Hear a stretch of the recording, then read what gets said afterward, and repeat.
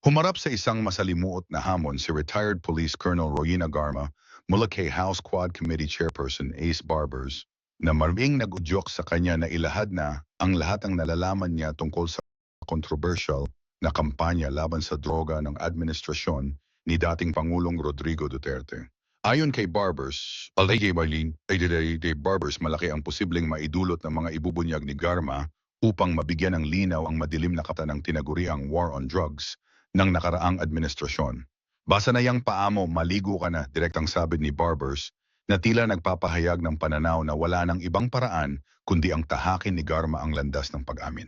Ang naging pahayag ni Barbers ay umalingaw-ngaw matapos aminin ni Garma sa isang pagdinig ng Quad Committee noong Biyernes, October 11, na mismong si dating Pangulong Duterte ang direktang nakipag-ugnayan sa kanya noong May 2016. Layunin ng nasabing pakikipag-ugnayan na bumuo si Garma ng isang pambansang task force na magsasagawa ng isang malawakang operation kontra ilegal na droga na modelo sa matagumpay na kampanya ng lungsod ng Davao, kung saan naging tanyag si Duterte bilang alkalde bago maging presidente.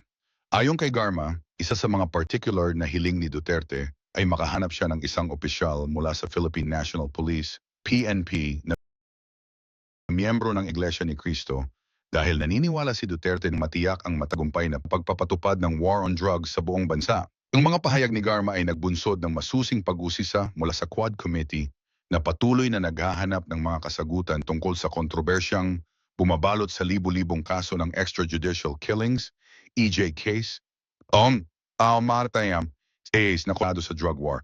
Ayon kay Quad Committee Co-Chairperson Benny Abante Jr., hindi magtatapos sa isang pagdinig ang investigasyon. Sa katunayan, ito ay simula pa lamang ng isang mas malalim na pag-uusisa. This is just the beginning of a deeper inquiry into a more alarming issue, the alleged participation of higher officials in EJKs. There is much more to uncover, and we are committed to getting to the bottom of these serious allegations, said ni Abante. Bilang bahagi ng proseso ng paghahanap ng katotohanan, ipinahayag din ni Barbers ang posibilidad na maging state witness si Garma. Ershamon, adbataham ni Gajurim na maaring magsalita laban sa mga matataal ng pamahalaan na umano'y sangkot sa mga madugong operasyon ng drug war. Ani ni Barbers, ang ang Department of Justice, DOJ ay kasalukuyang pinag-aaralan kung kwalipikado si Garma na maging isang saksi ng Estado sa ilalim ng Witness Protection Program. Siguro titimbangin muna ng DOJ yung kanyang ini-reveal na information kung qualified ba siya to be state witness or to be a beneficiary of the Witness Protection Program ng ating gobyerno. Kasabay ng mga investigasyong ito, patuloy din ang pagsisiyasat ng DOJ sa mga testimonya ng mga saksi na nagbigay ng kanilang mga salaysay sa harap ng Quad Committee. Si Garma, ayon kay Barbers, ay malamang na isa sa mga susunod na sasailalim sa preliminary investigation kaugnay ng kanyang pagkakasangkot umano sa iba pang krimen.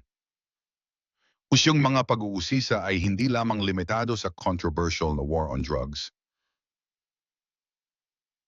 kundi patwanaper daw sa mga alegasyong konektado kay Garma, kabilang ang kanyang umano'y partisipasyon sa pagpatay kay Wesley Barayuga na dating board secretary ng Philippine Charity Sweepstakes Office.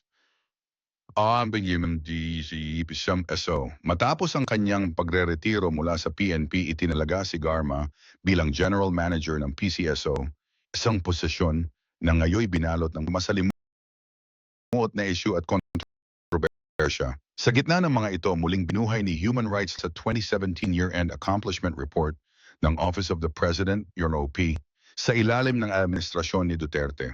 Ayon sa ulat na ito, umabot sa 20,022 ang napatay na mga drug suspect mula Hulyo 2016 hanggang Nobyembre 2017 sa kasagsagan ng war on drugs. Ito ang naging opisyal na bilang ng mga napaslang, ngunit maraming grupo, kabilang na ang mga human rights advocates, ang naniniwalang mas mataas pa ang tunay na bilang ng mga biktima na hindi na itala dahil sa mga tinatawag na vigilante killings na konektado sa kampanya. Sa patuloy na pag-usad ng investigasyon, binabantayan ng buong bansa ang mga susunod na hakbang ni Garma. Ang kanyang mga pahayag at posibleng pagbubunyag ng mga detalye tungkol sa war on drugs ay baaring magdulot ng malaking epekto hindi lamang sa mga dating opisyal ng administrasyon, kundi sa kabuuang pananaw ng sambayanan sa naging siya ng paglaban sa droga. Sa kabila ng mga kontrobersya, nananatiling bukas ang posibilidad na si Garma ay maging susi upang matuldukan ang mga katanungang bumabalot sa mga operasyon ng Administrasyong Duterte. Ang mga hakbang na ito ng Kongreso at DOJ ay bahagi ng mas malaking kampanya para sa transparency at accountability, hindi lamang sa war on drugs kundi sa kabuuang sistema ng pamahalaan na umano'y nasangkot sa iba't ibang anomalya. Ang kaso ni Garma ay sumasalamin sa mas malaking laban ng Pilipinas sa katiwalian, kahamam, pang-aabuso ng kapangyarihan na nagiiwan ng malalim na sugat sa lipunan. Nananatipel ni Garma sa pagbubunyag ng katotohanan at kung anong hakbang ang gagawin ng pamahalaan upang matiyak ang hustisya para sa mga naging biktima ng karahasan ng war on drugs.